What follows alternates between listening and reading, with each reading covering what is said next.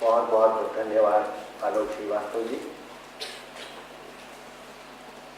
अब हम जो हमारी समिति की वेबसाइट है उसके लोकार्पण की ओर चलते हैं और मैं इसके संयोजक श्री DM बरेजा जी से अनुरोध करूंगा कि वो अपने दल के साथ मंच पर आएं और केदार जी के हाथों से इस वेबसाइट का लोकार्पण संपन्न करें। धन्यवाद पालीवाल साहब। कहता है, वक्त का सैलाब बहा के ले गया उनको, वक्त का सैलाब बहा के ले गया उनको, जो किनारे बैठ के सोच रहा था क्या किया जाए। आज का जमाना तकनीक का जमाना है। तकनीक से जुड़े रहना, तकनीक से कदमताल बनाए रखना हमारी भी जिम्मेदारी है। तो इसी प्रयास को साकार करने के लिए ये जो वेबसाइट है, ये वेबसाइट हम सबकी वेबसाइट रहेगी। इसमें आप अपनी तरफ से जो भी चीज़ें सहयोग देना चाहेंगे और आपके सहयोग से ये निरंतर प्रगति करती चली जाएगी। इसी आशा के साथ आज के शुभ अवसर को हम लोग डॉक्टर केदारराज सिंह जी के कर कमलों से लोकार्पण करने जा रहे हैं, क्योंकि भारत सरकार की तरफ से भी हमेशा प्रयास रहे हैं कि हम अपनी पृथ्वी को हरा भरा बनाने में अगर कुछ योगदान दे पाए तो जरूर दें। तो इससे जो लाभ होंगे वो ये रहेंगे कि आपके पास सूचना तुरंत पहुंचेगी। यादव जी को अपनी तरफ से पेपर वर्क ज़्यादा नहीं करना पड़ेगा, क्योंकि अगर वो ज़्यादा पेपर निकालेंगे तो मेरे पेड़ कटेंगे, पेड़ कटने से बचेंगे। उसके अलावा ढेरों जो है लाभ जो है हमें इस वेबसाइट से मिलेंगे। और मेरा आप लोगों से निवेदन रहेगा कि आप अपनी तरफ से जो भी चीज़ें आप आज देखिए, वेबसाइट देखने के बाद आपकी तरफ से जो भी सुझाव रहेंगे वो आप हमारे पास भेजिए, ताकि हम इसको दिन प्रतिदिन बढ़ाते हुए चले जाएं। ये बहुत अच्छा प्रयास रहेगा कि हम, क्योंकि हमारे पास वर्ष में एक ही मंच होता था, वो थी हमारी पत्रिका अभिव्यक्ति, जिसमें हमारी सदस्य कार्यालयों की तरफ से जो जो गतिविधियां चलती रहती थी उसको भी दिखाने के लिए हमारे पास अभिव्यक्ति जो पत्रिका थी उसी में हम परिलक्षित कर पाते थे। अब इस वेबसाइट के थ्रू हम तुरंत उसको जो है आपके सामने रख पाएंगे। और ये जो है वेबसाइट में जो हम अपनी गतिविधियां दिखाएंगे वो सब दूसरी संस्थानों तक भी पहुंच पाएंगे। और पूरे भारत में बहुत कम संस्थाएं ऐसी हैं जिन्होंने अपनी टॉली की वेबसाइट लॉन्च की, उसमें से हम भी एक हैं। तो आज हम उनका डॉक्टर केदारनाथ सिंह जी के कर कमलों से लोकार्पण कराएंगे।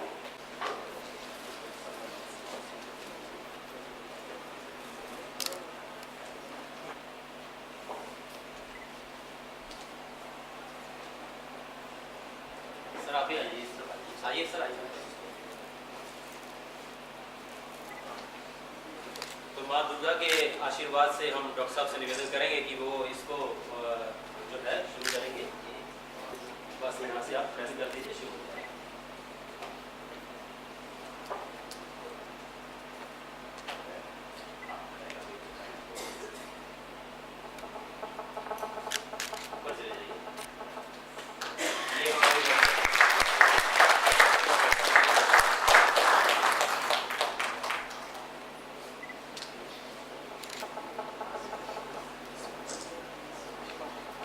आपसे रिक्वेस्ट करूंगा सर, आप आ जाए नीचे अपना स्थान ग्रहण करें, तो मैं थोड़ा समझा दूंगा सबके बारे में। उपक्रम के लिए बहुत बहुत बधाई मेरी।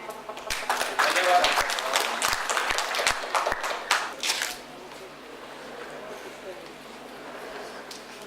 वैसे तो जैसे जैसे आप इसका इस्तेमाल करते रहेंगे आपको पता लग जाएगा कि इसमें क्या क्या चीजें हैं। मोटा मोटी इसमें क्या क्या सूचनाएं उपलब्ध रहेंगी, मैं वो आपको परिचित करा देता हूँ। देखिए, पहले इसके ऊपर दिया हुआ है मुख्य पृष्ठ। ये तो हमारा मुख्य पृष्ठ हो गया। और उसके बाद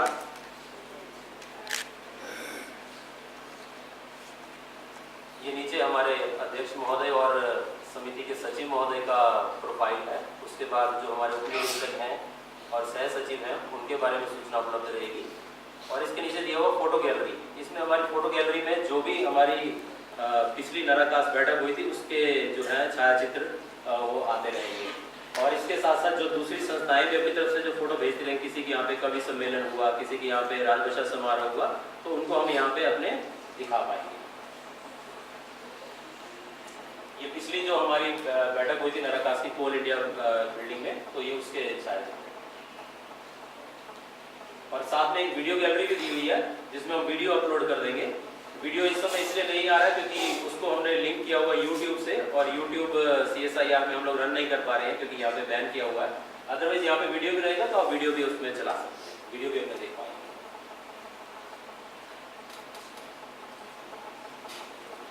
इसके साथ देखिए नीचे जो है ये रहेगा, एक तरफ ये सुविचार दिए हुए हैं और उसके बाद फिर डाउनलोड दिया हुआ है। डाउनलोड करने के लिए अभी हम लोगों ने प्रोफार्मा अपलोड नहीं किए हैं, और उसमें लिखा है वार्षिक अर्धवार्षिक रिपोर्ट का प्रोफार्मा, वो PDF फॉर्म हम उसमें अपलोड कर देंगे तो आप अपना वहाँ से डाउनलोड कर सकते हैं। और टॉली से रिलेटेड कोई भी समाचार होगा तो वो देख सकते हैं।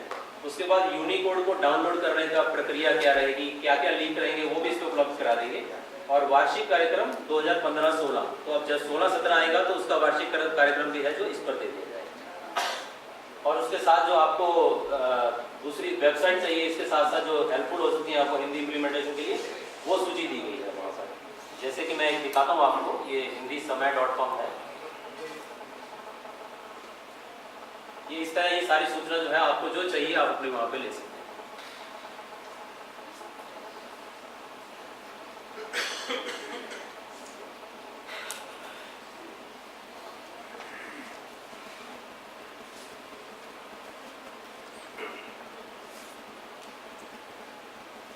और जो ये आप देख रहे हैं फूड न्यूज रन कर रही है, तो इसमें जो भी कोई हमारी तरफ से मुख्य गतिविधि होगी वो हम उसको इस पे रन करते रहेंगे। किसी के यहाँ पे राजभजा समारोह हो रहा है, किसी की तरफ से इनविटेशन है, या टॉली की तरफ से जो इन्फॉर्मेशन है वो यहाँ पे रन करते हैं। और इसके साथ साथ देखिए ये है दूसरा, जो पहला था मुख्य पृष्ठ, उसके बाद है छमाही बैठकों की सूचना एवं कार्यवृत्त। तो जो हमारी छमाही बैठकों की सूचना जाती है आपके पास, पत्र जाता है, वो हम यहाँ पे अपलोड कर दिया जाएगा। और जितने भी मिनट्स होंगे वो भी सारे इसमें अपलोड कर देंगे। तो पुराने जब भी आप चाहेंगे अपने मिनट्स यहाँ से डाउनलोड करना तो आप डाउनलोड कर पाएंगे। उसके साथ अगला कॉलम है गतिविधियाँ। गतिविधियाँ में हमारे सदस्य कार्यालयों में जो भी गतिविधियाँ रहेंगी हिंदी के संबंधित, राजभाषा विभाग से संबंधित, चाहे वो कवि सम्मेलन हो, चाहे राजभाषा समारोह हो, चाहे कार्यशाला हो, जो भी पिक्चर्स और जो भी आप हमारे पास सूचना भेजेंगे वो हम यहाँ पर दे देंगे। और यहाँ पर डाउनलोड करने से आपको वो सूचना तुरंत मिल जाएगी। किसी के दूसरे कार्यालय में ये इस तारीख को ये समारोह होने जा रहा है या हुआ था तो उनके वहाँ पे क्या क्या गतिविधियाँ हैं वो इसमें दिखा देंगे। इसके बाद है सदस्य कार्यालय। सदस्य कार्यालय में देखिए डाउनलोड लें हम तो ये इसमें अगर कार्यकारी दल, तो जो हमारा कार्यकारी दल है उससे संबंधित जो सूचना है वो सारी आपको मिल जाएगी। उनके नाम, पता और कार्यालय का वो क्या है, एड्रेस क्या है और उनके मोबाइल नंबर क्या है, ये पूरी सूचना डाउनलोडेबल है, प्रिंटेबल है। आप कभी भी इसको चाहिए प्रिंट आउट ले सकते हैं, इसमें तो सारी सूचना रहेगी।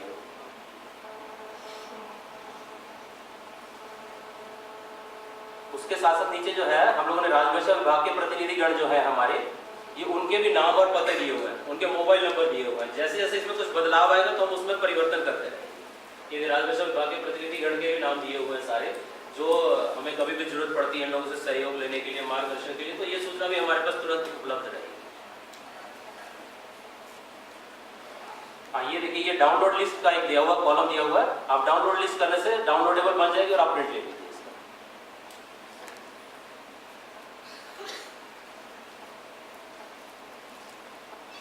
उसके बाद कार्यालय प्रमुखों के नाम भी दिए हुए हैं। ये कार्यालय प्रमुख के नाम और उनके पता क्या है। जो जैसे जैसे उसमें बदलाव आएगा तो मेरी अपने हिंदी अधिकारियों से, अपने सहयोगियों से निवेदन रहेगा कि आप हमें तुरंत सूचना दें। तो आपका जो होगा यहाँ पर अगर सपोज अध्यक्ष महोदय का कहीं स्थानांतरण होता है और उनकी जगह पे नए आते हैं तो हम उसको तुरंत अपडेट कर देंगे। वो किस पते पे भेजेंगे वो भी मैं आपको बताता हूँ, किस कहाँ पर आपको ईमेल करना होगा खाली। ये सारे दिए हुए हैं। देखिए जब आप अभी क्योंकि साइट जो है डॉक्टर साहब के क्लिक करने के बाद लाइव हो चुकी है साइट, और अब आप अभी इसको अगर वहाँ पर देखेंगे और देखने के बाद जो भी आपको इसमें परिवर्तन लगे तो आप हमें कृपया सूचना।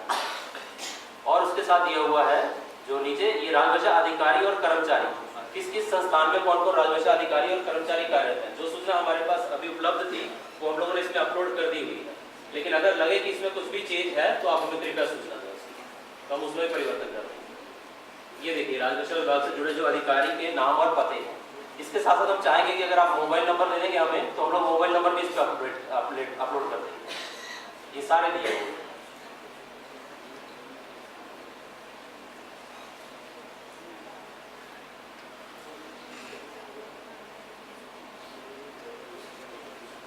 जितने भी हमारे सदस्य कार्यालय हैं सबके पते जो है इसमें हम लोगों ने वो कर दिए। इसमें ये भी डाउनलोडेबल है।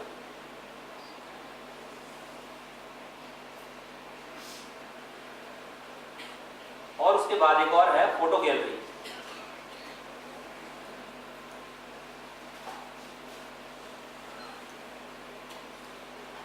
फोटो गैलरी में जो भी हमारे पिछला कार्यक्रम हुआ था तो उसकी सारी की सारी फोटोग्राफ्स जो आपको कभी चाहिए किसी मैगजीन में छापने के लिए, या आपको पुरस्कार मिला, आपको पुरस्कार मिलने के बाद एक फोटो रिसीव करने के लिए वेट करना पड़ता है, तो इसमें क्या होगा, तुरंत आप जाके वहां से अपने पास डाउनलोड कर लीजिए और अपने काम में ले सकते हैं।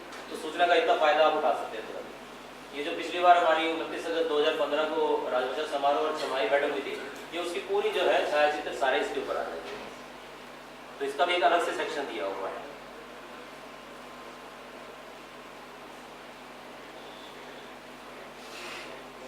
ये सारी जो पिछली बार की फोटोग्राफ थी वो सारी हम लोगों ने दिखा दी थी।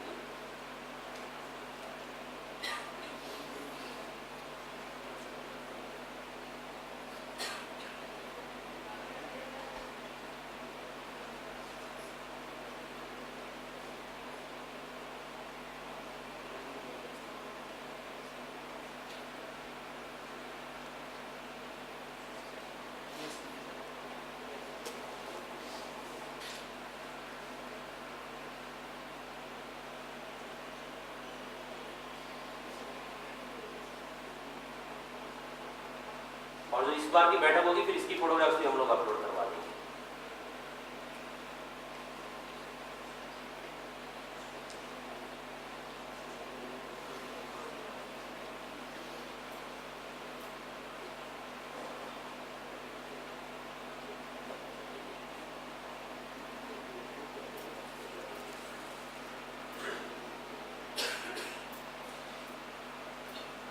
और इसके साथ है उपलब्धियां।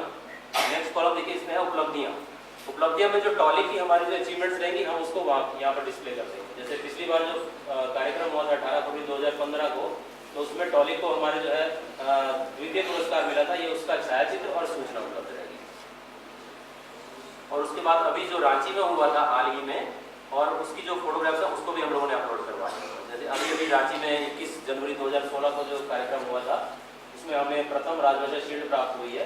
तो हमारे अध्यक्ष महोदय शील्ड प्राप्त कर रहे हैं और सह सचिव महोदय प्रशस्ति पत्र प्राप्त कर रहे हैं। तो ये जो उपलब्धियां होंगी इसको भी हम लोग यहाँ पे अपलोड करके रखेंगे। तो कभी भी आप चाहें तो आप उपलब्धियों वाले सेक्शन में जाके आप हमारे अचीवमेंट्स की फोटोग्राफ्स को डाउनलोड कर सकते हैं या इन्फॉर्मेशन प्राप्त कर सकते हैं।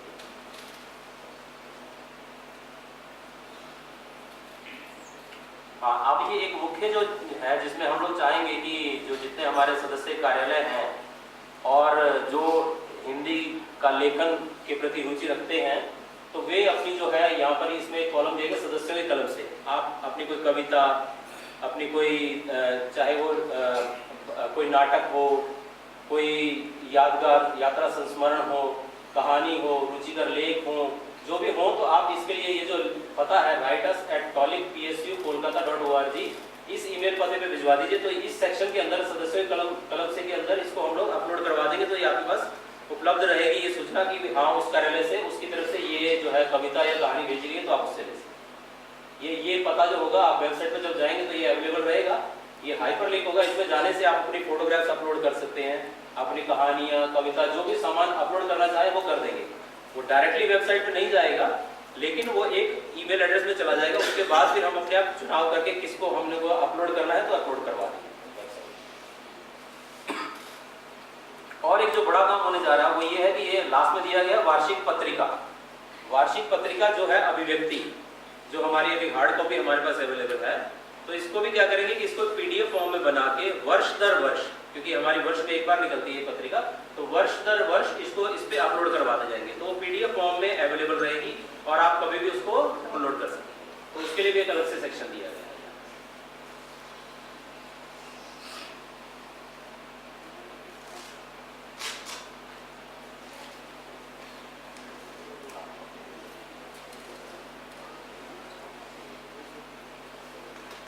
तो ये हमारी वेबसाइट है जिसकी छोटी सी जो है आपको संक्षेप में मैं सूचना दे पाया। और जैसे जैसे आप इसको इस्तेमाल करेंगे आपकी तरफ से जो भी फीडबैक होगी आप हमें देते रहिए और हम लोग जो है इसको और अच्छे से अच्छा बना पाएंगे। आप लोगों का बहुत बहुत धन्यवाद।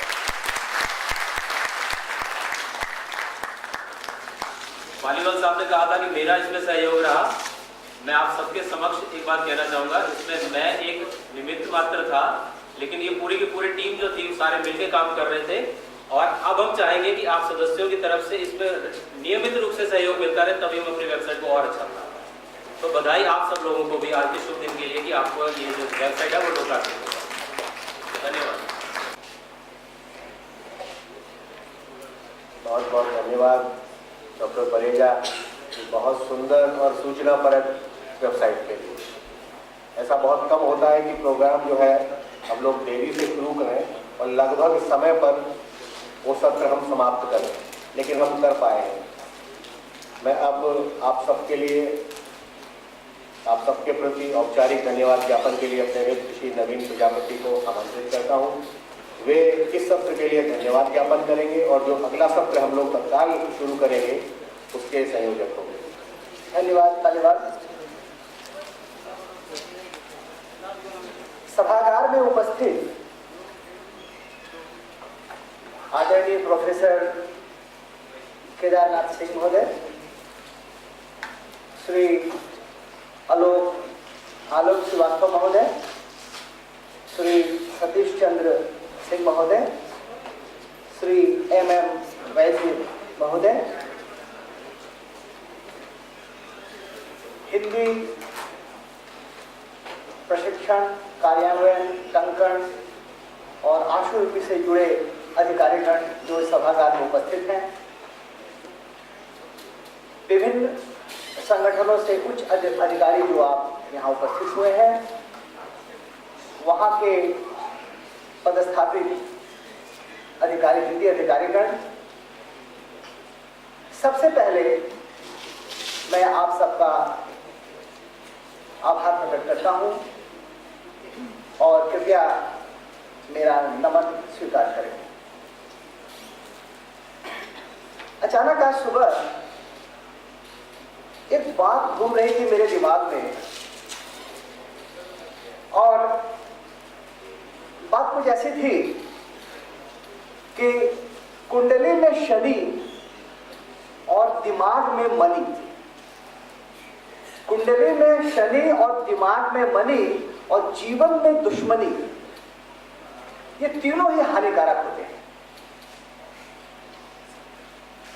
क्योंकि इंसान की चाहत होती है कि उड़ने को पंख मिले और परिंदे सोचते हैं कि रहने के लिए घर मिले। और न जाने क्यों कर्मों से ही पहचान बनती है इंसानों की। महंगे कपड़े पुतले भी पहनते हैं दुकानों के। और मेरे कहने का अर्थ यह है कि इस संसार में जब तक परिश्रम नहीं है, सफलता कोसों दूर है। और जब परिश्रम की बात आती है तो न जाने क्यों इसके अभाव में कल्पना सिर्फ अभिव्यंजना है और सारे प्रयास व्यर्थ। और ऐसे परिप्रेक्ष्य में दो शब्द हमारे सामने आते हैं, एक है श्रम और दूसरी है भाव। श्रम से जुड़े हुए हैं हम, जो ऐसे हिंदी अधिकारी जो हिंदी का काम करते हैं, और एक दूसरा वर्ग श्रम से जुड़ा हुआ है जो हर संगठन के अधिकारी और कर्मचारी जो हिंदी में काम करते हैं। और दूसरी बात, भावना से जुड़े हुए हैं जो उसका दूसरा पक्ष है।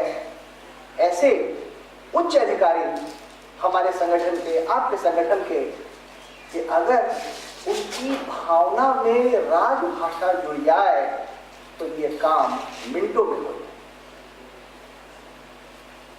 और जब उच्च अधिकारियों के मन में जब भावना आ जाती है, तब हम जो कर्म करने वाले व्यक्ति हैं, अनायास ही ये शब्द मुंह से आ जाते हैं कि कुछ कर गुजरने के लिए मौसम नहीं, मन चाहिए।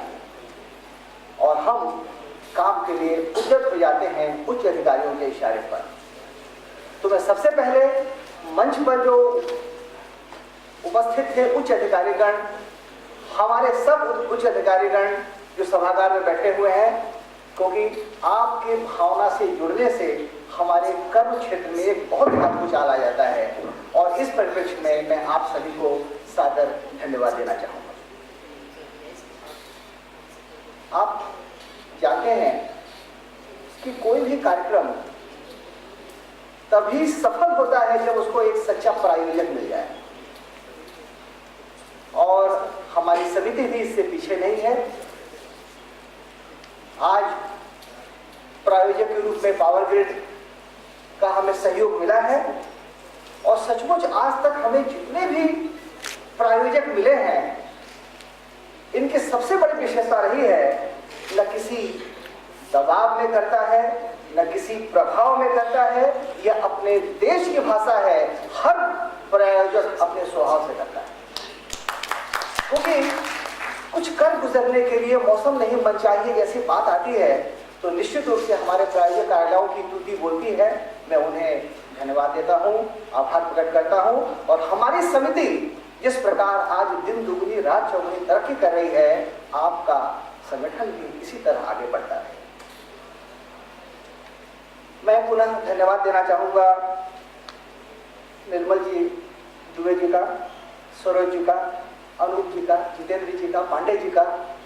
ये हमारे स्तंभ हैं, राजभाषा को चलाने में बड़े ही कारगर सिद्ध होते हैं, और ये चारों पांचों यहाँ हैं।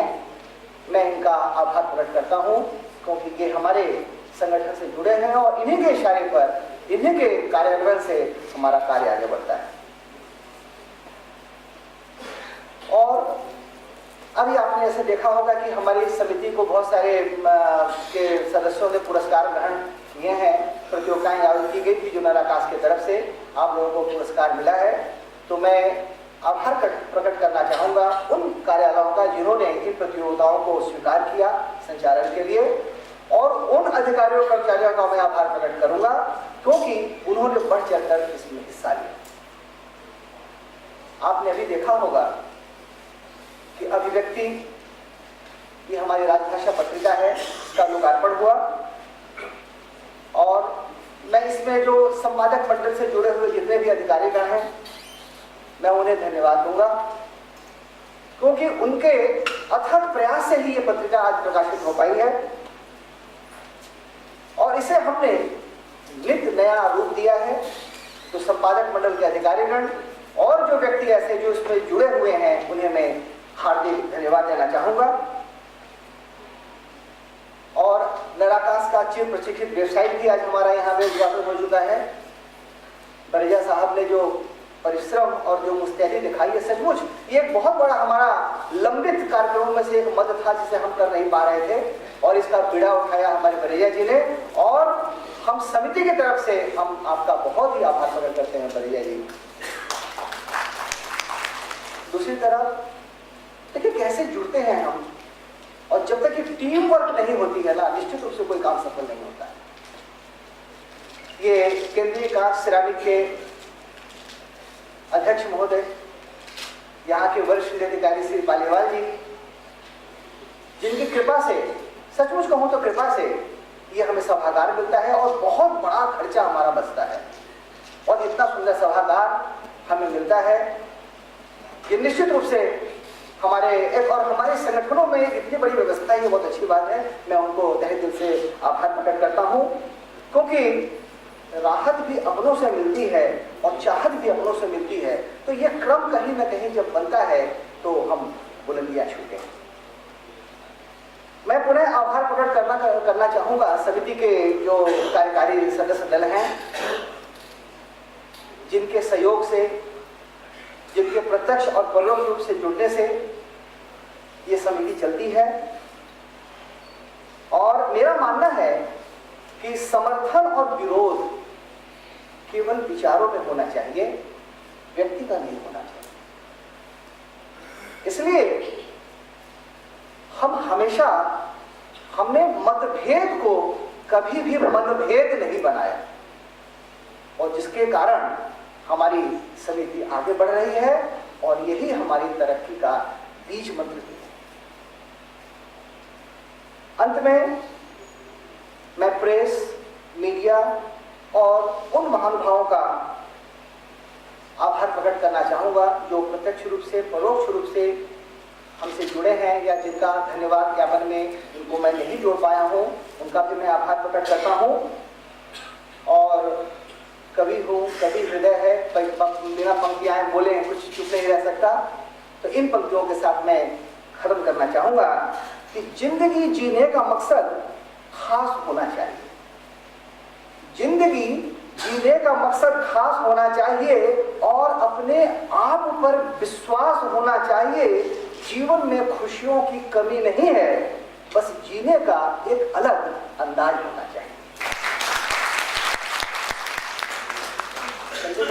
अब ये हमारा ये काम जो ये प्रथम सत्र खत्म हो गया है, अब दूसरा सत्र जो हमारा होगा इसमें मैं सादर आमंत्रित करूंगा दुबे जी का। दुबे जी आप आए जरा मंच पर पधारें और सरोज जी से भी अनुरोध करूंगा, सरोज जी मंच पर आए। और श्री गौतम घोष साहब से अनुरोध है आप भी मंच पे आए। और श्री ललित मंडल जी से भी अनुरोध है आप भी मंच पे आए। ललित जी और मैं श्री से MM वैद्या जी से भी अनुरोध करूंगा कि मंच पे आए।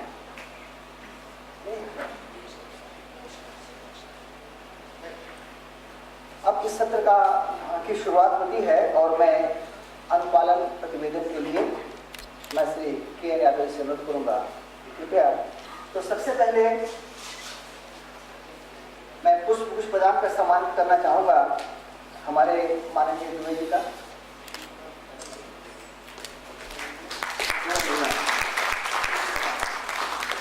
और मैं पुनः आपसे अनुरोध करूँगा कि हमारे सरोज जी को पुष्प प्रदान कर सम्मानित करें।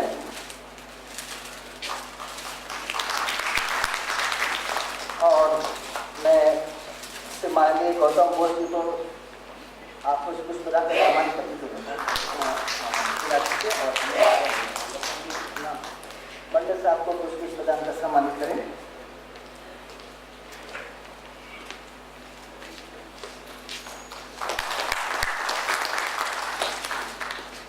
ये हमारा प्रतिवेदन का सत्र है। इसमें हमने वर्ष भर में या 6 महीने के दौरान हमारी गतिविधियां राजभाषा संबंधी क्या रही हैं, हमने क्या कितने लक्ष्य तक हम पहुंच पाए हैं, इस पर चर्चा होगी। इसके लिए मैं यादव से अनुरोध करूंगा।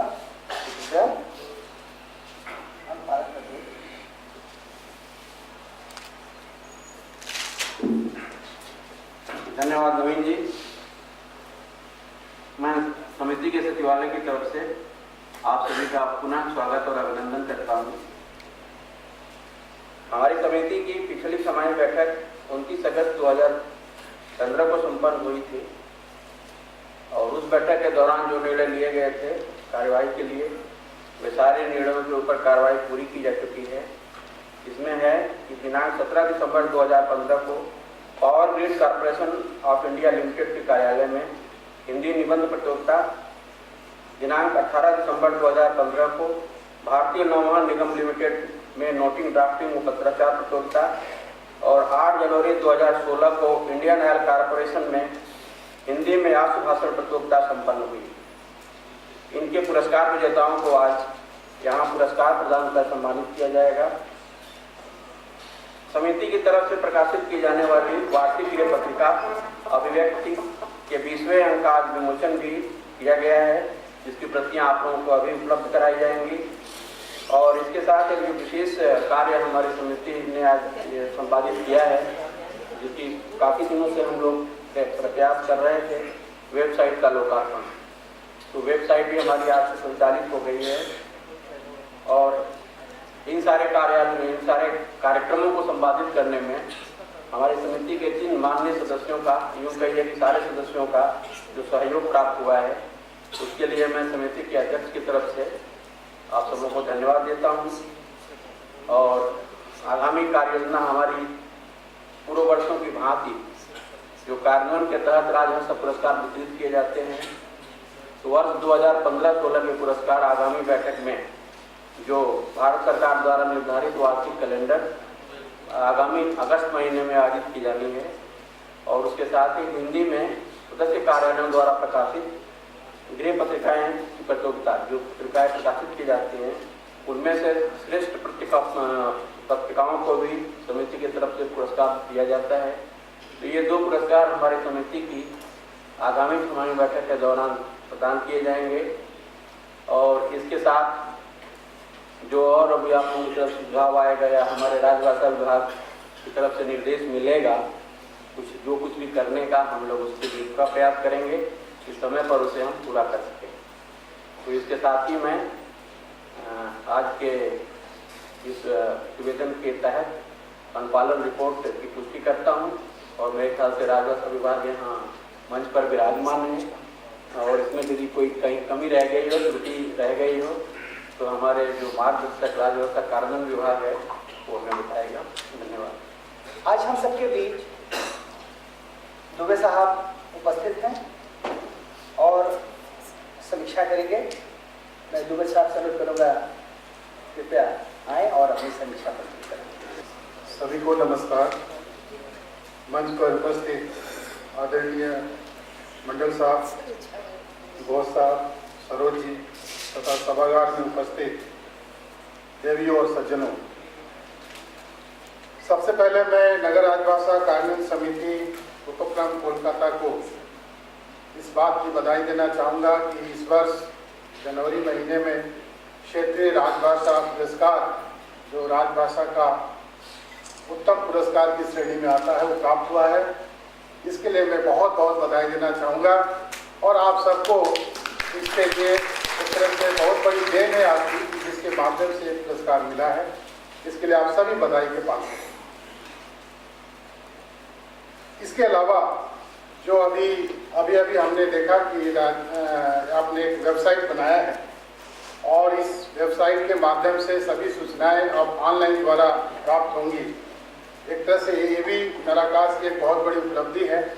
इसके लिए भी राजभाषा विभाग की ओर से मैं बहुत बहुत शुभकामनाएं बधाई देना चाहूँगा। इसमें वेबसाइट में कुछ सुझाव हैं।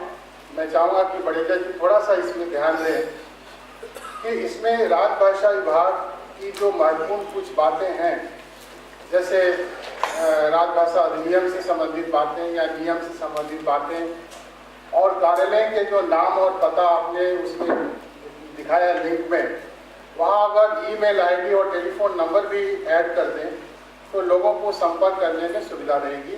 इस चीज़ को उसमें जोड़ देने का प्रयास करें।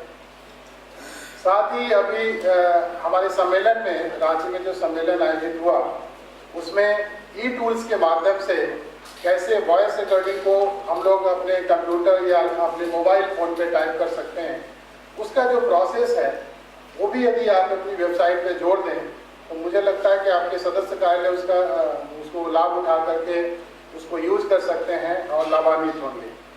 तो ये कुछ महत्वपूर्ण सुझाव हैं जो अपनी वेबसाइट पे डाल सकते हैं। इसके अलावा जो आपके कामकाज की जो समीक्षा करने के लिए जो हमें सूची उपलब्ध कराई गई है, उस सूची में कई कार्यालय हैं जिन्होंने बहुत ही अच्छा काम किया है और उनका काम दर्शाता है कि कितनी मेहनत से और लगन के साथ उन्होंने राजभाषा के क्षेत्र में अपनी उपलब्धि हासिल की है।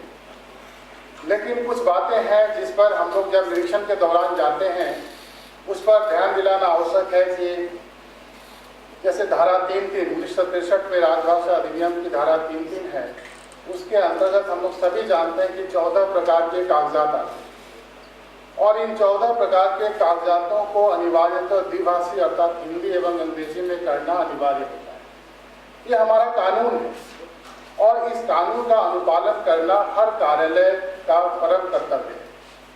तो अपने निरीक्षण के दौरान हमने देखा है कि कई कार्यालयों में ये जो अधिनियम है जिसकी धारा 3(3) है, इसका अनुपालन में कुछ कमी हमें मिली है।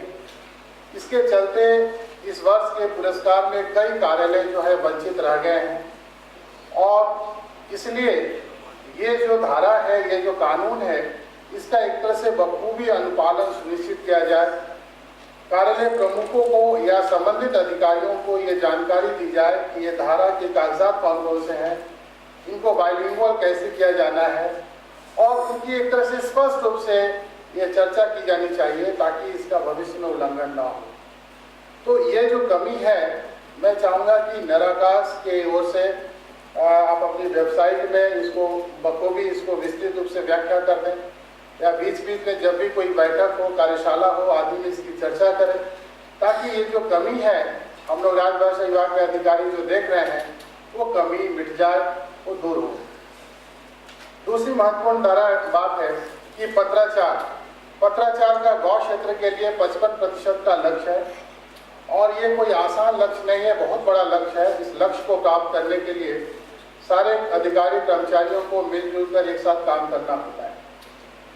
हमने इस चार्ट में देखा है कि कई कार्यालय ऐसे हैं जिन्होंने लक्ष्य को प्राप्त कर लिया है या जो लक्ष्य के करीब है, तो वो एक तरह से बधाई के पात्र है, परंतु इसमें ध्यान देने की आवश्यकता है कि जिन पत्रों को आप हिंदी का पत्र मान रहे हैं, क्या वाकई वो मूल रूप से हिंदी के पत्र हैं या प्रश्न मार्क है।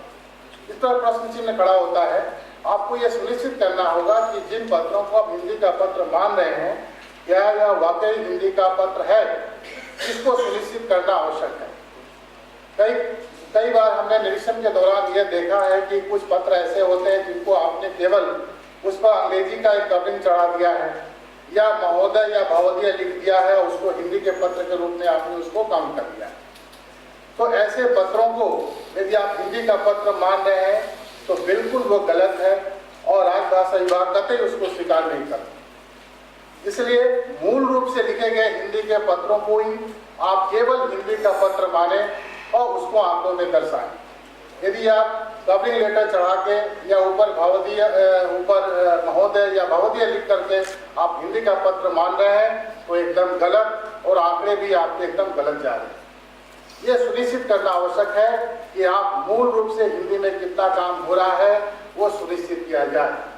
और कार्यालय प्रमुखों को विशेष रूप से जो राजभाषा कार्यान्वयन समिति की बैठक हर तिमाही में होती है, उन बैठकों में इस बात पर बल दिया जाए कि इस कार्यालय में जो भी पत्राचार किए जाते हैं या धारा 3(3) का अनुपालन किया जाता है, या जो भी राजभाषा समिति नीति नियम है उसका अनुपालन सही ढंग से हो रहा है कि नहीं, ये कार्यालय प्रमुख विशेष रूप से ध्यान दें, और वो एक तरह से जानकारी लें कि हाँ इसको यहाँ निभाया जा रहा है। तो ये बहुत ही महत्वपूर्ण बातें हैं जो कि हम लोग अपने निरीक्षण के दौरान ये देखते आए हैं कि इसकी कमी होती है। कार्यालय प्रमुख कई बार कहते हैं कि हमें तो ये पता नहीं था, हमें तो ये मालूम नहीं था। ये जो एक तरह से कमी महसूस की जा रही है, ये भविष्य में न हो, और कार्यालय प्रमुख इसके प्रति ध्यान दें, ये बहुत ही आवश्यक है। इसके पश्चात जो राजभाषा नियम 1976 के नियम 5 की बात हम करते हैं, जहाँ ये बात कही है कि हिंदी में प्राप्त पत्रों का उत्तर अनिवार्य रूप से हिंदी में दिया जाए। यदि आप पत्राचार अपने कार्यालय में दिखाते हैं कि हमने 55% पत्राचार हिंदी में किया है, और हिंदी पत्रों का ब्यौरा यदि आप उस हिसाब से दिखाते हैं, तो ये सुनिश्चित करना है कि आपका पत्र जहाँ जा रहा है वो कार्यालय आपके पत्र को हिंदी के पत्र के रूप में स्वीकार करें, और नियम 5 के अंतर्गत उस पत्र को ग्रहण करें और उसका जवाब हिंदी में देने के लिए बाध्य हों। यदि ऐसा हो रहा है तब तो वो पत्र आपका हिंदी का पत्र माना जाएगा। यदि आप जहां पत्र भेज रहे हैं और उस कार्यालय आपके पत्रों का हिंदी का पत्र नहीं स्वीकार कर रहा है तो कतई उसको हिंदी का पत्र नहीं माना जाएगा। ये आप लोग विशेष रूप से इसको ध्यान रखें। इसके पश्चात जो है मैं ये कहना चाहूँगा कि प्रशिक्षण जो राजभाषा कार्यान्वयन के लिए बहुत ही महत्वपूर्ण अंग है, और कई ऐसे कार्यालय हैं जहां अभी भी प्रशिक्षण के लिए अधिकारी कर्मचारियों की संख्या शेष है। इसके लिए हमारे उप निदेशक हिंदी शिक्षण योजना के सरोज जी मौजूद हैं और इस पर प्रकाश डालेंगे। तो प्रशिक्षण को पूरा करना एक तरह से ये आवश्यक है, अनिवार्य है। इसलिए प्रशिक्षण पर विशेष रूप से ध्यान दिया जाए, क्योंकि कई कार्यालयों के ऐसे नाम हैं, मैं सबका नाम नहीं लेना चाहूँगा, जो कि अभी प्रशिक्षण के लिए शेष है। तो प्रशिक्षण को एक निश्चित समयावधि में उसको पूरा करें, इस पर विशेष ध्यान दिया जाए। इसके पश्चात मैं कहना चाहूँगा कि कंप्यूटरों के माध्यम से जो, क्योंकि आगे ई फाइलिंग ही सारे काम का जो पेपर लेस काम होंगे, तो ई फाइलिंग को या जो भी कंप्यूटर से हिंदी में काम किए जाएंगे, तो आपके कार्यालय में सुनिश्चित करना है कि सभी कंप्यूटरों में यूनिकोड संस्थापित हो, सारा कामकाज हिंदी में हो, और यूनिकोड के माध्यम से कैसे काम किया जाए या यूनिकोड कैसे संस्थापित किया जाए, यदि आपकी वेबसाइट में भी ये थोड़ा सा इसका विधि बता दिया जाए तो मैं समझता हूँ इससे सदस्यों को लाभ मिलेगा। क्योंकि कई ऐसे सदस्य हैं कहते हैं कि जानते हैं लेकिन जब उसको इम्प्लीमेंट करना होता है तो नहीं कर पाते, तो इसलिए वो भी आप अपनी वेबसाइट में उसको डाल सकते हैं। बाकी राजभाषा विभाग की भी वेबसाइट में आपको ई टूल्स के बारे में सारी जानकारियाँ दी गई हैं, उसके माध्यम से आप कंप्यूटरों में हिंदी का प्रयोग कैसे बढ़ाना है उसको आप कर सकते हैं। इसके पश्चात मैं कहना चाहूँगा कि हम लोग अभी वर्ष 2013 से सभी कार्यालयों से जो तिमाही प्रगति रिपोर्ट है वो ऑनलाइन द्वारा मंगवाना प्रारंभ कर दिया है। और हर वर्ष जो हमारा सम्मेलन होता है उस सम्मेलन से पूर्व हम सभी कार्यालयों की रिपोर्टों की एक समीक्षा करते हैं और उस समीक्षा के माध्यम से उनको पुरस्कृत किया जाता है। तो ऑनलाइन में सभी कार्यालयों को अपनी तिमाही प्रगति रिपोर्ट हिंदी के प्रगामी प्रयोग से संबंधित जो राजभाषा की तिमाही प्रगति रिपोर्ट है वो ऑनलाइन द्वारा प्रेषित करनी है।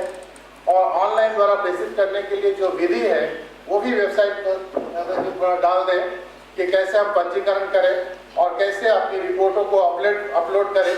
ये भी क्योंकि हमारी वेबसाइट है लेकिन बहुत कम लोग हैं जो हमारी वेबसाइट को देखते हैं। अगर आपकी नराकाश की वेबसाइट आज बनी है और वो यदि आप लोग ज़्यादा यूज़ करेंगे तो उसमें भी यदि ये उपाय बता दिया जाए कि आपकी रिपोर्ट कैसे अपलोड की जाएगी या पंजीकरण कैसे किया जाएगा तो मुझे लगता है कि उसमें आप सभी लाभान्वित होंगे। तो रिपोर्टें जो है ऑनलाइन द्वारा भेजनी है और बहुत से ऐसे कार्यालय हैं जिनका अभी तक पंजीकरण नहीं हुआ है और जो अभी भी हार्ड कॉपी के माध्यम से रिपोर्ट भेज रहे हैं। तो इस विषय में बताना चाहूँगा कि आपकी हार्ड कॉपी कतई वो ग्राह्य एक्सेप्ट नहीं की जाएगी, वो सीधे वो डस्टबिन में जाएगी। आपकी रिपोर्ट ऑनलाइन आनी है, उसके लिए आपके कार्यालय का पंजीकरण और समय से आपको रिपोर्ट राजभाषा विभाग की वेबसाइट पर अपलोड करनी है।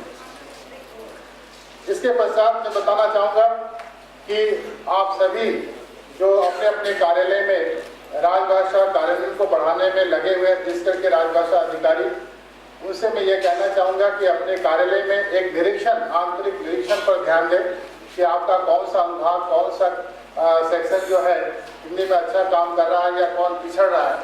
उन सेक्शनों को आपस में जोड़ने का काम करें, हिंदी में काम कैसे बढ़ाया जाए उसके लिए उपाय सोचें। और राजभाषा कार्यान्वयन समिति की जो बैठक होती है उन बैठकों को केवल औपचारिक न बनाएं बल्कि उसमें कुछ ठोस निर्णय लें और उसकी जो कार्यसूची है वो कार्यसूची भी एक तरह से ऐसा बने ताकि लगे कि हाँ इसमें कुछ निर्णय लिए गए हैं। तो बैठक को एक तरह से गंभीरतापूर्वक लेने की आवश्यकता है और उसमें जो भी निर्णय लिए जाए उसका अनुपालन भी सुनिश्चित किया जाए और आंतरिक निरीक्षण के माध्यम से हम राजभाषा कार्यान्वयन को और ऊंचाई तक ले जा सकते हैं, ये मेरा दृढ़ विश्वास है। मैं इन्हीं शुभकामनाओं के साथ आप सबको बहुत बहुत बधाई देना चाहूँगा। धन्यवाद। आपने धारा 3 नियम 5 और मूल पत्रा 4 और वेबसाइट में जो शब्द जोड़ने की, जो पदे जोड़ने के लिए आपने जो अपने सुझाव रखे हैं, ये निश्चित रूप से बहुत ही श्लाघनीय है और इन पर हम निश्चित रूप से विचार करेंगे। और क्रम को आगे बढ़ाते हुए मैं सरोज साहब से बात करूँगा जो कि हिंदी शिक्षण योजना के प्रभारी हैं और निश्चित रूप से इन पर हम आश्रित हैं कि इन पर अपने संगठनों में काम करने के लिए आपका स्वागत है। माननीय श्री दुबे जी, श्री मंडल साहब, श्री घोष जी, सह सदस्य सचिव श्री यादव जी, आपके सक्रिय वरिष्ठ राजभाषा अधिकारी श्री प्रजापति जी तथा उपस्थित माननीय अधिकारीगण, राजभाषा कर्मीगण और राजभाषा सेवी साथियों, क्योंकि मेरा कार्यालय पूरी तरह से राजभाषा हिंदी के प्रशिक्षण का कार्य देख रहा है, इसलिए मैं प्रशिक्षण से संबंधित जानकारी देना चाहूँगा। हमारी भाषा की कक्षाएं पूरे पूर्व क्षेत्र में जनवरी के प्रथम सप्ताह से प्रारंभ हो गई हैं। पूरे पूर्व क्षेत्र का मतलब हमारे कलकत्ता के अतिरिक्त पारादीप, संबलपुर, कटक, भुवनेश्वर, खड़गपुर, शांतिनिकेतन, चित्तरंजन, आसनसोल एवं दुर्गापुर में ये कक्षाएं संचालित होती हैं। अकेले यहाँ कलकत्ता में लगभग 55 या 60 कार्यालयों में ये कक्षाएं चल रही हैं। यदि अभी भी आपके यहाँ से प्रशिक्षण के लिए श्रेष्ठ कर्मचारियों की संख्या अधिक है तो आप कृपया हमारे कार्यालय से संपर्क करके अपने कार्यालय में ही कक्षाएं संचालित करवा सकते हैं या आसपास जहां हमारी कक्षाएं चल रही हैं वहां अपने प्रशिक्षार्थी को भेजकर प्रशिक्षण दिला सकते हैं। प्रबोध, प्रवीण, प्राज्ञ, हिंदी टंकण एवं हिंदी आशुलिपि पाठ्यक्रम तो पहले से ही चल रहा था। अभी पिछले सत्र से पारंगत एक नया पाठ्यक्रम प्रारंभ हो गया है और पिछली बार भी काफी अधिकारियों ने इसमें प्रवेश लिया था और जनवरी के सत्र में भी पारंगत की कक्षा में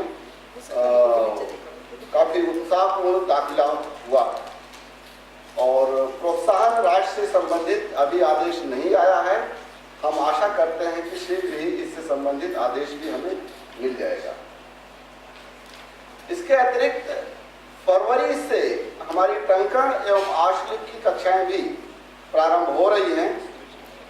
अब टंकण आशुलिपि की कक्षा केवल एक ही जगह पर चलती है, काउंसिल हाउस स्ट्रीट में जो हमारा प्रशिक्षण केंद्र है। हिंदी शिक्षण योजना के अंतर्गत एक घंटे भेज करके 5 या 6 महीने के लिए टंकण के लिए भेजना होता है। हिंदी आशुलिपि के लिए 1 साल के लिए भेजना होता है। यानी फरवरी में अगर एडमिशन लेगा तो जनवरी 17 में उनकी परीक्षा होगी और अगर टंकण में प्रवेश लेंगे फरवरी में तो उसकी परीक्षा जुलाई में होगी। तो ये 6 महीने का होता है टंकण का, आशुलिपि का 1 साल का होता है। और इसी के साथ गहन प्रशिक्षण की कक्षाएं भी पूरे कलकत्ता में चल रही हैं। गहन प्रशिक्षण की कक्षाओं के लिए, भाषा के लिए इस समय हमारे पास केवल 3 सहायक निदेशक हैं। ये 3 कार्यालयों में ही चल रही हैं, जैसे ONGC, रेलवे और आकाशवाणी या निजाम पैलेस में कक्षाएं चल रही हैं। टंकण आशुलिपि की कक्षा में अगर गहन प्रशिक्षण में भेजते हैं तो टंकण के लिए 40 पूर्ण कार्य दिवस के लिए भेजना होता है और आशुलिपि के लिए 80 पूर्ण कार्य दिवस के लिए भेजना होता है। और प्रबोध, प्रवीण, प्राज्ञ या पारंगत की कक्षा के लिए प्रबोध 25 कार्य दिवस के लिए, प्रवीण 20 कार्य दिवस के लिए, प्राज्ञ 15 कार्य दिवस के लिए और पारंगत 20 कार्य दिवस के लिए भेजना होता है। 20 कार्य दिवस का या 15 कार्य दिवस का मतलब पूर्ण कार्य दिवस है। सुबह 10 बजे से शाम 5 बजे तक ये कक्षाएं चलती हैं। और जो जनवरी से सत्र हमारा प्रारंभ हुआ भाषा का, इसमें परीक्षा फॉर्म भरने की अंतिम तिथि 15 फरवरी है और जुलाई से अगर जब कक्षा चलती है तो उसका 15 या 16 अगस्त रहता है। तो कृपया परीक्षा फॉर्म आप 15 फरवरी के पहले भरवा दें प्राध्यापक की सहायता लेकर के। और प्राइवेट रूप से अगर आपके यहाँ हैं तो उसके लिए भी परीक्षा फॉर्म भरने की अंतिम तिथि 15 फरवरी ही है। और अगर आपका कार्यालय कलकत्ता के अतिरिक्त बाहर कहीं पर है और वहां पर प्रशिक्षण की सुविधा नहीं है और अगर आप प्रशिक्षण दिलाना चाहते हैं तो 2 ही रास्ते हैं, या तो प्राइवेट रूप से दिलाइए प्रशिक्षण या पत्राचार माध्यम से। और अगर शीघ्र प्रशिक्षण दिलाना चाहते हैं तो गहन प्रशिक्षण की कक्षा अगर आप खोलेंगे, यानी प्रबोध 25 दिन के लिए या प्रवीण रहेगा तो 20 दिन के लिए या प्राज्ञ 15 दिन के लिए, तो भी हम प्रयास करेंगे कि वहां पर अपना प्रशिक्षक या सहायक निदेशक वहां पर भेज करके हम अधिकारियों को प्रशिक्षित दिलवाने का प्रयास करेंगे। लेकिन अगर ऐसा प्रस्ताव है तो मुझे कम से कम ऐसे प्रस्ताव महीने 1.5 महीने पहले मिलने चाहिए, जिससे कि हम उस पर आवश्यक कार्रवाई करवा सकें। और नराकास उपक्रम को 2014-15 के लिए कार्य करने के लिए उत्कृष्ट पुरस्कार मिला है, प्रथम पुरस्कार। इसके लिए मैं नराकास उपक्रम की पूरी टीम को हार्दिक बधाई देता हूँ। और भी कोई जानकारी है प्रशिक्षण से संबंधित, आप मुझे फोन करके या कार्यालय आकर के मुझसे जानकारी ले सकते हैं। धन्यवाद। तो मैं श्री आदित्य मंडल महोदय, क्षेत्रीय वरिष्ठ उपाध्यक्ष भारतीय नौवहन निगम लिमिटेड के अधिकारी पर उपस्थित हैं, सर मैं आपसे अनुरोध करूंगा तो शब्द अपने विचार हम सबके समक्ष रखें। मंच पर आसीन श्री घोष, श्री स्वरूप, श्री द्विवेदी और मंच के सामने विभिन्न संस्थाओं से आए थे वीडियो और ये आनंद की बात है कि माँ हमारे जो नराकाश, इसको अभी प्रथम पुरस्कार मिला है। ये इसका क्रेडिट सभी को मिलना चाहिए, विशेष रूप से नराकाश के जो टीम है वो निरंतर प्रयास करते हुए जो स्वीकृति उनको मिला है उसके लिए हम सभी आनंदित हैं। पर हिंदी, सिर्फ हिंदी नहीं, कोई भी काम काज के लिए सफलता, उसमें सफल होना है तो पहली चीज है एक टारगेट जो बाहर से स्थिर किया जाता है। अच्छी बात है, वो प्राइवेट कंपनियां में भी होते हैं, हमारे यहाँ पे भी होते हैं, पर वो उसको टारगेट को अचीव करने के लिए जो बेचैनियां हम प्राइवेट सेक्टर में देखते हैं, यहाँ पे उतनी रूप से अपैरेंट नहीं है। हम सभी चाहते हैं कि टारगेट अचीव हो, कि नहीं, पर हर ऑर्गेनाइजेशन या हर डिपार्टमेंट में वो टारगेट हर समय अचीव नहीं होता। पर ये जो हम जो सरकारी संस्थानों है, यहीं पे जो व्यक्ति कुछ काम करने के लिए उत्सुक है और उसको जो ड्राइव, जो लगन, जो बेचैनियां, वो जब तक वो काम नहीं होता है तब तक निरंतर प्रयास करते हैं। ये जो नैरंतर्य जो है, ये निरंतर लगाओ, ये जिसके पास होगा उसको सफलता आएगी ही आएगी। तो ये जो हमको पुरस्कार मिला है, इससे काम हो गया है, ये कुछ नहीं है, इससे हमको और भी आगे जाना है। और हिंदी का कामकाज हमारे अपने काम के लिए इंटीग्रल पार्ट जब नहीं बनाते हैं तब तक हमको ये प्रयास जारी रखना है।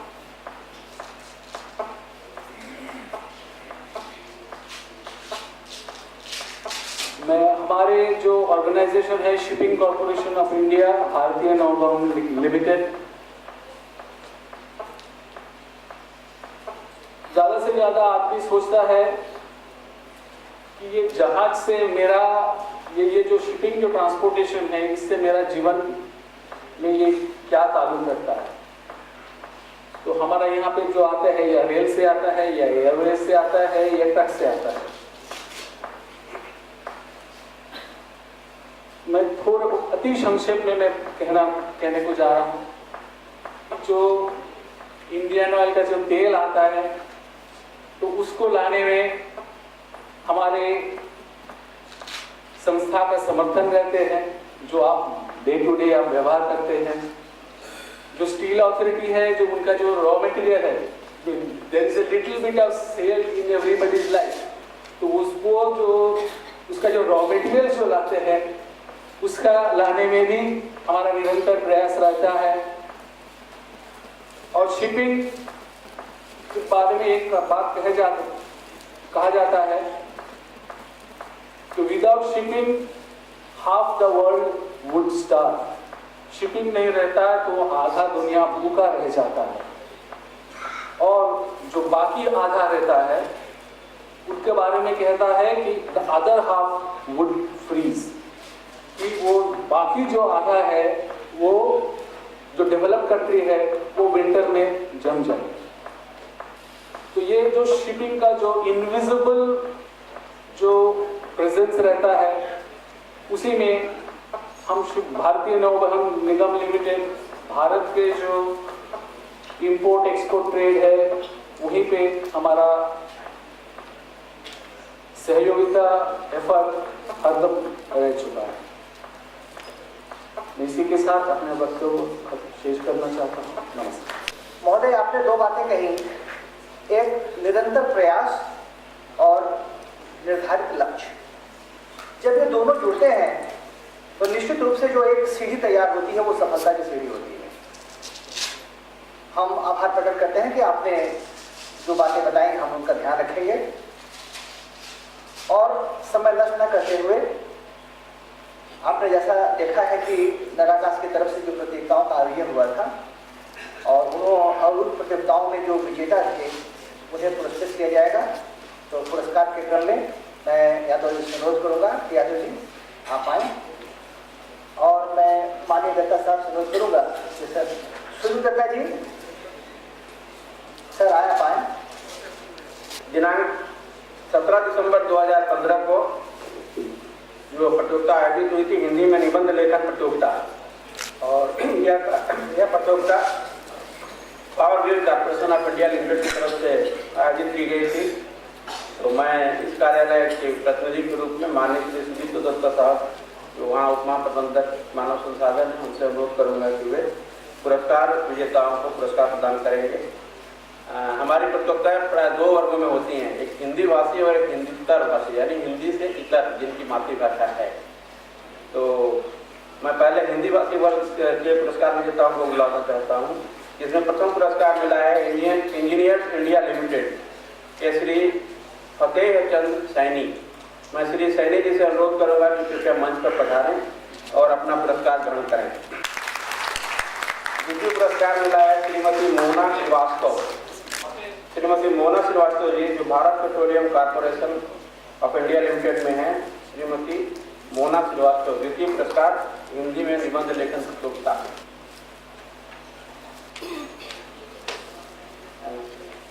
तृतीय पुरस्कार मिला है बामन लारी एंड कंपनी लिमिटेड सुश्री क्षमा अग्रवाल जी को। सुश्री क्षमा अग्रवाल जी हिंदी निबंध प्रतियोगिता। तृतीय पुरस्कार Baman Lari and company limited. और इस प्रतियोगिता का सांत्वना पुरस्कार मिला है Garden Reach shipbuilders and engineer limited के Shri Vijay Singh ji. Shri Vijay Singh Garden Reach shipbuilders and engineers limited Hindi में निबंध लेखन प्रतियोगिता सांत्वना पुरस्कार। अब द्वितीय वर्ग है हिंदीतर भाषी वर्ग। हिंदीतर भाषी वर्ग में प्रथम पुरस्कार गया है कर्मचारी राज्य बीमा निगम बैरकपुर। उनके पुरस्कार दिया जाता है श्री फागुन आइच। प्रथम पुरस्कार हिंदी में निबंध लेखन प्रतियोगिता।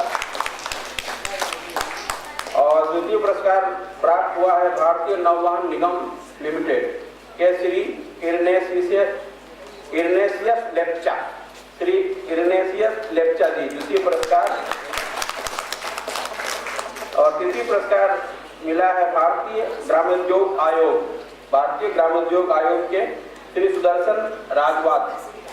श्री सुदर्शन राजवाद जी को तृतीय पुरस्कार हिंदीतर भाषी वर्ग हिंदी में निबंध लेखन प्रतियोगिता। और इस प्रतियोगिता का अंतिम पुरस्कार भारतीय संचार निगम लिमिटेड कोलकाता टेलीफोन्स। भारतीय संचार निगम लिमिटेड कोलकाता टेलीफोन्स की श्रीमती स्वाति पारेख। श्रीमती स्वाति पारेख जी को सांत्वना पुरस्कार हिंदीतर भाषी वर्ग हिंदी में निबंध लेखन प्रतियोगिता।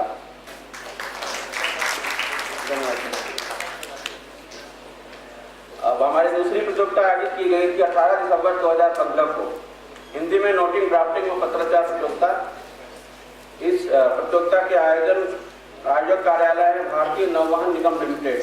मैं इस कार्यालय के कार्यालय प्रमुख माननीय श्री शिलादित्य मंडल साहब से सादर अनुरोध करता है कि वे आएं और इस प्रतियोगिता के पुरस्कार विजेताओं को पुरस्कार प्रदान कर सम्मानित करेंगे। हिंदी में नोटिंग ड्राफ्टिंग और पत्राचार प्रतियोगिता, इसमें हिंदी भाषी वर्ग में प्रथम पुरस्कार गया है कोल इंडिया लिमिटेड। कोल इंडिया लिमिटेड श्रीमती नम्रता शुक्ला जी प्रथम पुरस्कार हिंदी में नोटिंग ड्राफ्टिंग और पत्राचार प्रतियोगिता। और द्वितीय पुरस्कार भारतीय संचार निगम लिमिटेड पश्चिम बंगाल दूरसंचार श्री निराला कुमार सिंह। श्री निराला कुमार सिंह द्वितीय पुरस्कार हिंदी में नोटिंग ड्राफ्टिंग और पत्राचार प्रतियोगिता भारत संचार निगम लिमिटेड पश्चिम बंगाल दूरसंचार मंडल। और इस प्रतियोगिता का द्वितीय पुरस्कार national insurance Company limited national insurance Company limited के श्री संजय कुमार सिंह। और इस प्रतियोगिता हिंदी का बाकी वर्ग में प्रथम पुरस्कार विजेता है भारतीय जीवन बीमा निगम की श्रीमती अरुंधति लाहिड़ी। और हिंदी भाषी वर्ग का सांत्वना पुरस्कार पाने वाले हैं हिंदुस्तान एरोनॉटिक्स लिमिटेड के मैडम कह रहे हैं श्री संतोष जी। हिंदुस्तान एरोनॉटिक्स लिमिटेड सांत्वना पुरस्कार हिंदी में नोटिंग ड्राफ्टिंग और पत्राचार प्रतियोगिता।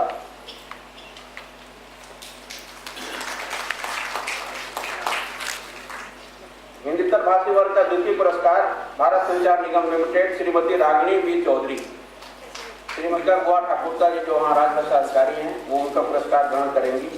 द्वितीय पुरस्कार हिंदीतर भाषी वर्ग हिंदी में नोटिंग ड्राफ्टिंग और पत्राचार प्रतियोगिता। और इस प्रतियोगिता का तृतीय पुरस्कार विजेता है ECGC ऑफ इंडिया लिमिटेड की श्रीमती संगीता मिश्रा। तृतीय पुरस्कार हिंदीतर भाषी वर्ग श्रीमती संगीता मिश्रा जी।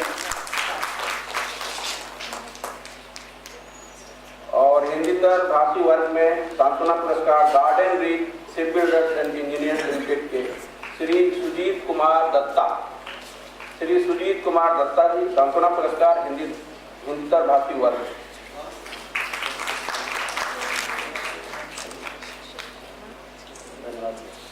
अब मैं अगली प्रतियोगिता के आयोजक कार्यालय के प्रबंधक हिंदी श्री संजय कुमार सिंह को अनुरोध करूंगा कि वे आएं और इस कार्यालय प्रमुख आदरणीय श्री गौतम बोस साहब कार्यपालक निदेशक हैं वहाँ पे पुरस्कार वितरण के लिए। धन्यवाद यादव साहब। सभी को नमस्कार। नगर राजभाषा कार्य समिति उपकर कोलकाता की ओर से इंडियन ऑयल कॉर्पोरेशन लिमिटेड विपणन प्रभाग पूर्वी क्षेत्रीय कार्यालय को हिंदी में आशु भाषण प्रतियोगिता का आयोजन करने का जिम्मा दिया गया था जो 8 जनवरी 2016 को आयोजित किया गया था। ये 2 वर्गों में हुआ था, हिंदी भाषी वर्ग और हिंदीतर भाषी वर्ग। मैं सर्वप्रथम हिंदी भाषी वर्ग के विजेताओं का नाम पुकारूंगा और बारी बारी से आएंगे और ये पुरस्कार देंगे आदरणीय श्री गौतम बोस कार्यकारी निदेशक क्षेत्रीय सेवाएं पूर्वी क्षेत्र इंडियन ऑयल कॉर्पोरेशन लिमिटेड। सर्वप्रथम मैं पुकारूंगा सेल RMD की ओर से श्री नरेंद्र कुमार झा। एक जोरदार तारीफ के लिए सेल RMD श्री नरेंद्र कुमार झा। और इस क्रम में अगला पुरस्कार इंडियन ऑयल कॉर्पोरेशन लिमिटेड विपणन प्रभाग की Sushri Payal Kumari. Indian Oil Corporation Limited विपणन प्रभाग की सुश्री पायल कुमारी। और अगला पुरस्कार Shri Virendra Singh SAIL EMD Shri Virendra Singh SAIL EMD। इस क्रम में सांत्वना पुरस्कार जाता the State Trading Corporation of India Limited Sushri Shweta Kedia. The State Trading Corporation of India Limited की सुश्री श्वेता केडिया, इनके सम्मान में भी जोरदार ताली। और हिंदीतर भाषी वर्ग में पहला पुरस्कार जाता the Oriental Insurance Company Limited Shri Arun Kumar Sarkar. The Oriental Insurance Company Limited Shri Arun Kumar Sarkar. और दूसरा पुरस्कार जाता है कोलकाता पत्तन न्यास से सुश्री मिताली घोष। एक जोरदार तारीफ के लिए कोलकाता पत्तन न्यास सुश्री मिताली घोष। और इस क्रम में तीसरा पुरस्कार जाता है कोल इंडिया लिमिटेड के श्री गुरुदास बनर्जी। कोल इंडिया लिमिटेड के श्री गुरुदास बनर्जी तीसरा पुरस्कार। एक जोरदार तारीफ के लिए। और इस क्रम में सांत्वना पुरस्कार इंडियन ऑयल कॉर्पोरेशन लिमिटेड विपणन प्रभाग की सुश्री पार्वती दास। इंडियन ऑयल कॉर्पोरेशन लिमिटेड विपणन प्रभाग की सुश्री पार्वती दास। एक जोरदार तारीफ के लिए।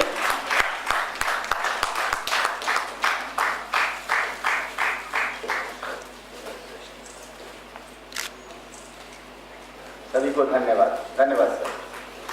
हम समापन की ओर हैं और मैं सादर अनुरोध करूंगा श्री गौतम बोस साहब से कि सर आप संबोधन के अध्यक्षीय भाषण के दो शब्द सबके समझ। मंच पर आसीन श्री शिलादित्य मंडल, श्री रामनारायण सरोज जी, श्री निर्मल दुबे जी तथा इस सभागार में उपस्थित विभिन्न कार्यालयों के प्रमुख एवं हिंदी अधिकारीगण, इस मंच पर आप सभी से मिलकर मुझे बहुत प्रसन्नता हो रही है। हमें इस बात का खुशी है कि आज की हमारी 6वां बैठक में नराकाश उपक्रम कोलकाता का वेबसाइट का लोकार्पण किया गया एवं विभिन्न प्रतियोगिताओं को विजेताओं को पुरस्कृत किया गया। सबको मेरे तरफ से हार्दिक अभिनंदन। इंडियन ऑयल कॉर्पोरेशन लिमिटेड विपणन प्रभाग पूर्वी क्षेत्र भारत सरकार की राजभाषा नीतियों का पालन करते हुए राजभाषा कार्यान्वयन में सदा प्रयत्नशील है एवं राजभाषा कार्यान्वयन के प्रति बहुत उत्साह रखते हैं। राजभाषा के प्रचार प्रसार हेतु इंडियन ऑयल में लगातार प्रगति हो रही है। अपनी दीर्घकालीन योजनाओं में इंडियन ऑयल ने सदा ही पूर्वी क्षेत्र को विशेष प्रमुखता दी है। पेट्रोलियम रिफाइनिंग, परिवहन एवं विपणन में इंडियन ऑयल सदा ही पूर्वी क्षेत्र में प्रभावशाली रहा है। हम इस क्षेत्र के दूर दराज इलाके पर जैसे जीरो, आलम, पासीघाट, अंडमान निकोबार द्वीपपुंज समूहों की पेट्रोलियम विपणन का कार्य सुचारू रूप से संपन्न करते हैं। दुनिया की बड़ी कंपनियों की लिस्ट में फॉर्च्यून ग्लोबल 500 कंपनियों के विक्रय के आधार पर इंडियन ऑयल का 119वां स्थान है। नराकाश उपक्रम कोलकाता विगत कई वर्षों से बहुत अच्छा कार्य कर रही है और इसका प्रमाण है दिनांक 21/1/2016 को रांची में आयोजित राजभाषा सम्मेलन में प्रथम पुरस्कार प्राप्त करना। अपने निरंतर प्रयासों से नराकाश उपक्रम कोलकाता आज इस ऊंचाई तक पहुंच पाई है, जिसका उदाहरण है आज के वो वेबसाइट में भी जुड़ गया है।